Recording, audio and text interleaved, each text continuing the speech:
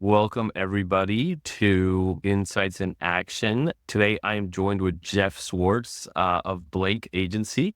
Jeff, I'd love to just start off and learn a little bit about your business and yourself. Yeah, it's an exciting time, Shiv. So I appreciate you having me on. My original company, Ethic Advertising Agency, was acquired by Blink just a couple months ago. Excuse me, getting over a cold like we were talking about off. So I might have some coughs, but so we were just acquired a couple months ago. Blink is a full service advertising agency. We do everything from the video, audio, animation, graphic design, website side of things of our creative arm to complete strategy, media buying, media planning, the more deliverables of actually distributing all of the media and the advertising as well too, and then everything kind of in between as well. So we'll get into branding, we'll get into deep dive immersions with clients as well too. So anything that kind of stems from the advertising from soup to nuts is really in our wheelhouse. Wow. So you guys just do it all now, huh? Yeah, and it's interesting. So Ethic had our specialties, Blink had their specialties, and always kind of dabbled in that. But the combination of the two really allowed us to amplify all of the areas and say, hey, we're really good at all of these different things, while still staying in our lane. Like we don't really venture off into like PR. We don't venture off too much into like the sales consulting or anything like that. So we're definitely more of advertising, marketing esque. That's awesome. And so are you guys going by Ethic now? Is it under the Ethic umbrella or does No, Blink? it's actually flipped. It's under the Blink umbrella. So the Ethic brand is still out there. We still have that, but if you go to the website, it actually says a Blink company now. So we're migrating to be under one brand and one roof with that. But it's been a great journey. I've known the Blink team for about 7 years now. This has been a conversation we had going on for about a year. So we're very excited about this coming together. That's really cool. Acquisitions are such a unique and interesting way to grow as any sort of business, and especially in marketing, right? Because in marketing, you have specialists in things. There might be a branding agency that's amazing at branding, and then when they combine forces with a media buying agency, now they become this like powerhouse, and you can service so many clients rather than sending a whole bunch of things out. Have in the recent acquisition, have you kind of seen a shift in how you guys are dealing with clients? Could you talk a little bit more about that?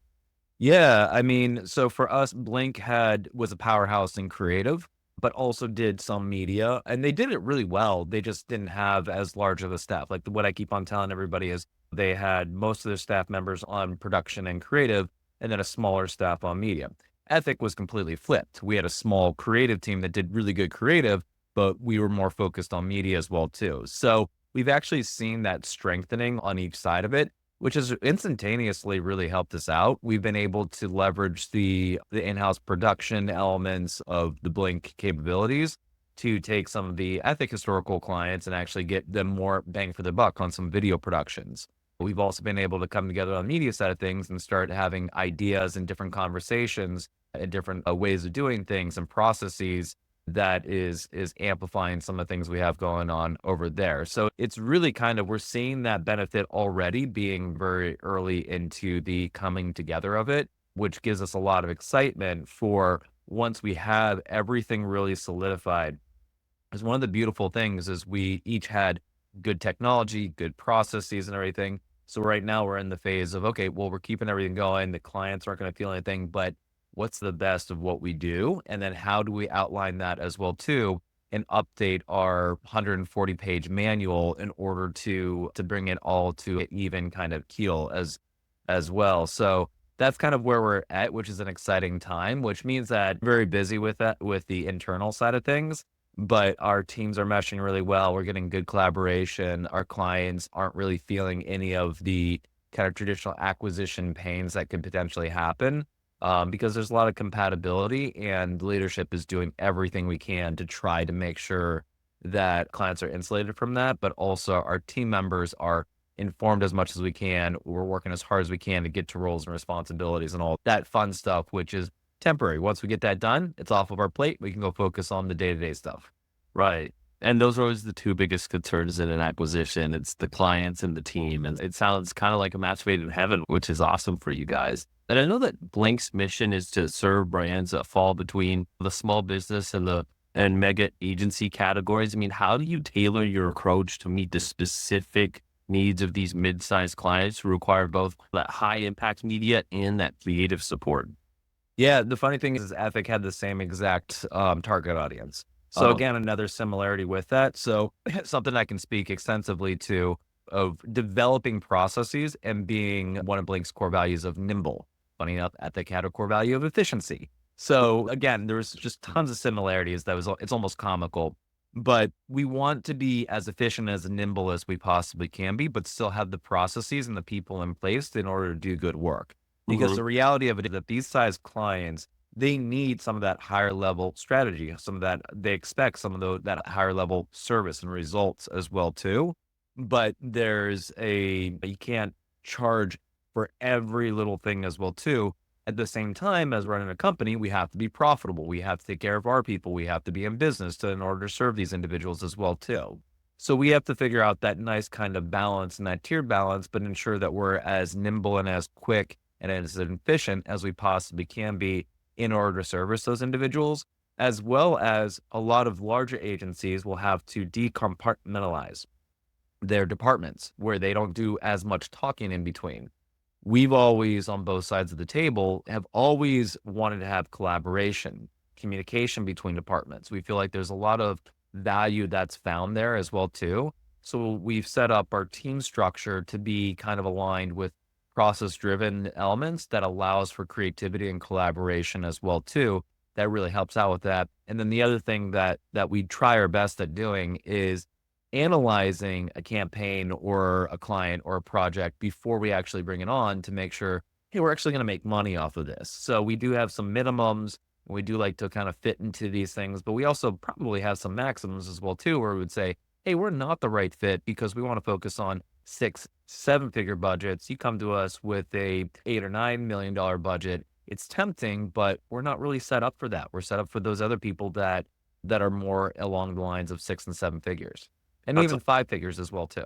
Yeah, that's fantastic. I mean, knowing your guys, despite now being a much larger agency, it seems still knowing your lane and keeping within that, I think is really important. Having that communication to clients, and that's what it seems to almost summarize what you said. It just the key word seems to be communication, communication with clients, communication between departments, and that's really kind of the magic sauce. Yeah. So one of the great things about focusing on these particular size clients is we tend to find people that are just super enjoyable to work with as well too.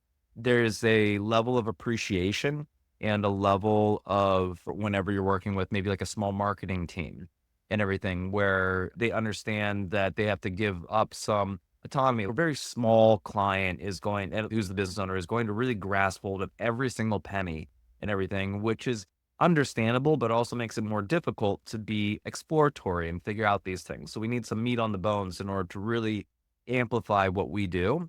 But these kind of medium-sized clients, they have enough of that, of enough money. They also have the autonomy and that separation from being that kind of micro business owner where they're willing to take a little more risk. But then again, we also tend to get a lot of, hey, thank you for being the way that you guys are. Thank you for supporting. It's this really neat kind of relationship that we can build with that size client that we tend to find where there's appreciation because we're trying to act as an extension of their team to help Yeah. support them as individuals and truly caring about them as people as well as getting the results that they're trying to get. Yeah. And I want to touch on that a little bit more about your clients. I love that you refer to them as partners specifically. You focus on clients that you said anywhere from 5 to 7 figure budgets, and they have to align with Blink's values of boldness and leadership, integrity, nimbleness, and kindness. How do you ensure that these values remain central in your work, especially during some of those high stakes campaigns? Yeah. So the way that I've always viewed core values is that if we're playing this game and our mission of whatever we're trying to accomplish is how you win the game, the core values are the rules that you have to play by. So Mhm. if you ever get in a situation where you're playing with you yourself are going to break one of those rules or one of your team members, internal or external, is running into breaking those rules as well too, you need to pump the brakes and say, hey, we can't win this game the way that we want to play it if we don't adhere to those rules. So that's kind of how I've always thought about it. We do reinforcement with our team, talking about at least one of our core values every week. We also try to keep it in our vocabulary as well too, not just have it be something that's on the website, but actually using nimble and being like, "Hey, this is one of our core values," and reminding people about that as well too, to make sure that it's always kind of front and center. Now, when we fall into a category or a situation where maybe it's going against our core values, well, that's a rule that we cannot break. So we have to like directly go after whatever that situation is and say, well, how do we rectify this to make sure it's moving forward? And a lot of times clients actually are the ones that will potentially break down those core values for an agency, but they also can be the ones that help strengthen it. The ones that like, if you share it with them and actually share these core values with them, they can actually be like, I get that. I understand. That's part of who you guys are. So we're going to operate in that way, which makes it really nice. The other thing is if you run into a client that you're just not meshing well with, usually it's because your core values are off and they're different. There's nothing wrong with that, but that maybe means that you guys aren't the right fit for each other.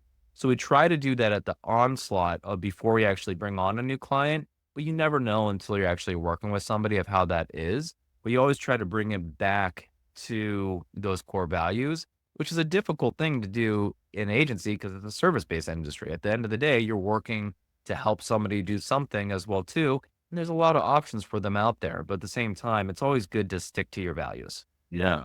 And I come from sales, agency sales specific. So I look at things from a sales perspective. And I think that it's hard for a lot of agencies to operate in this way because it's like a lot of agencies don't have the lead flow to support operating on core values. And so I think that's awesome that you guys are able to just have that inner abundance to be like, you know what, we're only going to work with people that align with our core values. And I think even if you don't have the lead abundance right now, you should still do that because that brings more of the right people to you. Correct. Yeah, it's actually a long-term play. Short term, it's actually tough and everything. You got to remember too, like my agency was 10 years old, Blink is 14 or 15 years old and everything. So we both have had that kind of approach for a while, which is where it starts to pay off. Every year it compounds where it's, hey, I saw you do a talk about your values and your culture, or people start coming out of the woodwork is what I kind of call it. There's different periods of time throughout the year where that happens. And it starts to compound the people that you want to work with and the relationships that you can build. Now, it is difficult when you're starting that methodology of you have to be aligned with our core values, and this is what we're all about, and we're going to talk about it and everything, where it is scary, but it actually ends up working in your favor long term. Because not only are you going to be getting those people that align with it, those are the ones that tend to stay as well too, because there's more alignment with those companies that we tend to partner with people who have similar core values. It might be called something different. They might not even realize that it's their values as well too. But those are the ones where if we can actually demonstrate that, people will like lock in and they're like, I like this. I want to work in this environment as well too, as a client. The other thing is hiring people that have those core values already. We're not trying to teach them the core values. We're trying to say, hey, this is what we're about. If you're about that too, and you have the right skill set, come on and join us and everything, which makes it very easy because our core values aren't for everybody, which is great. That's fine. Other people might have core values. And I actually encourage individuals to figure out what your core values are and see if it matches with your company or the job that you're applying for as well too, or just better you as an individual in your day-to-day life as well too, being more attuned and having that written down as to what makes up you at your core. Yeah. I used to work at an agency and the owner would hire and fire based off of core values. And I think it's a big EOS thing, the operating system that It a is, lot yeah. of companies use. But I really love that because our quarterly reviews and everything would be on how well did we stick to our core values that quarter. And I think it's the sales that you set in the very beginning for your company. And maybe they are dynamic. Maybe they do change a little bit over time, but it's the sales that you set for your agency that kind of allow you to grow. And if you as the leader of your agency don't stick to those core values, then it's never really going to trickle down into your employees. Yeah, no, I 100% agree with that.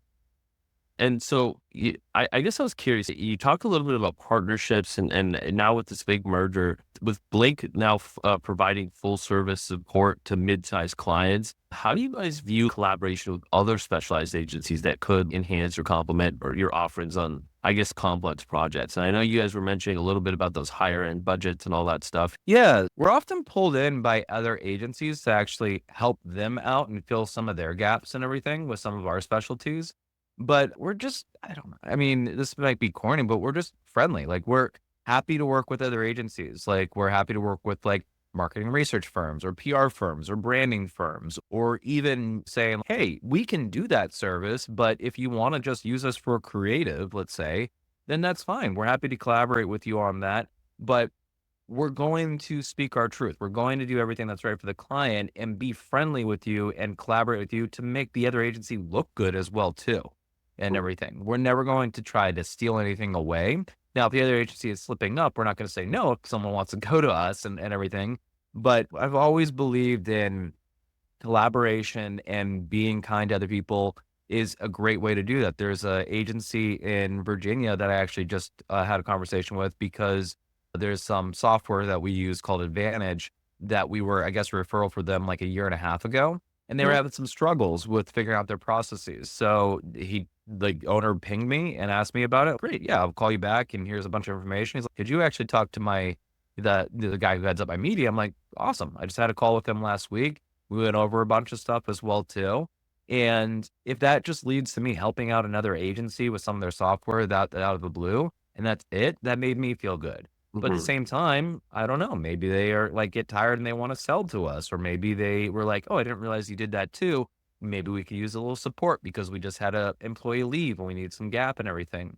It's better to be friendly and everything than it is to be combative and competitive. And that's a great way to grow, especially if we are interested in continuing doing M&A as well too. And it's just an easier way to go about doing it. If someone's going to be a jerk to us and everything, doesn't mean we have to stoop back down to their level. It means that, hey, that's just how they want to operate and that's their MO, but we're going to keep on being kind individuals.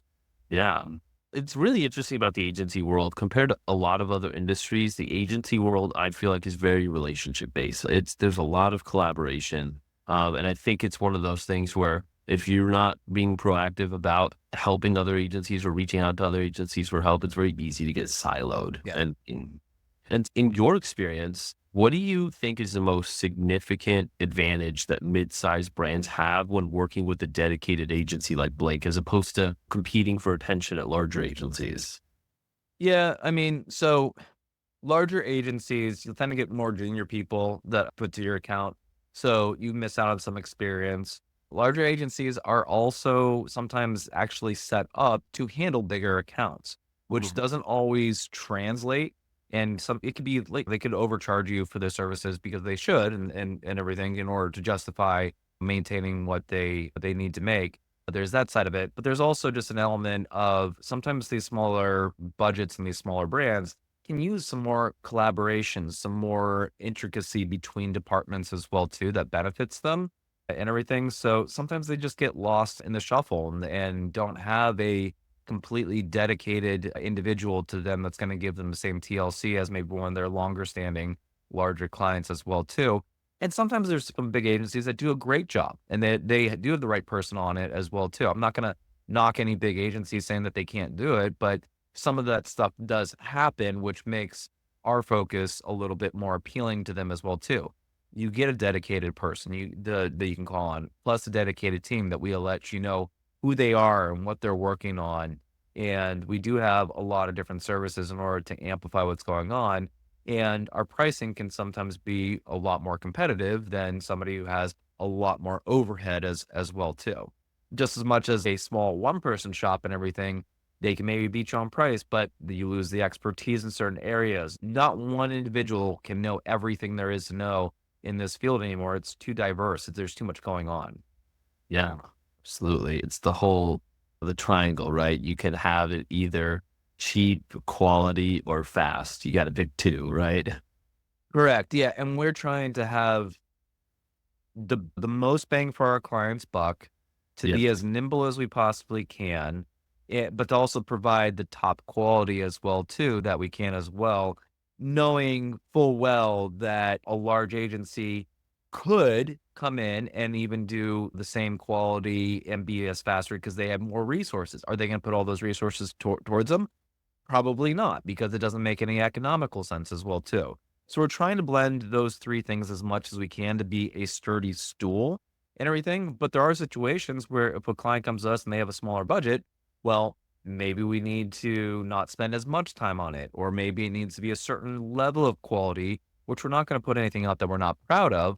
But there's a big difference if we're doing a video production, if it's a $20,000 shoot versus a $200,000 shoot of what we can do, the equipment we can use, and that kind of stuff. Doesn't mean you're not going to get a good piece either way. It just one's going to be much more maybe cinematic and a lot more thought put into it and everything that because we can afford the time versus something that's still very good but a little more I don't know, affordable, economical.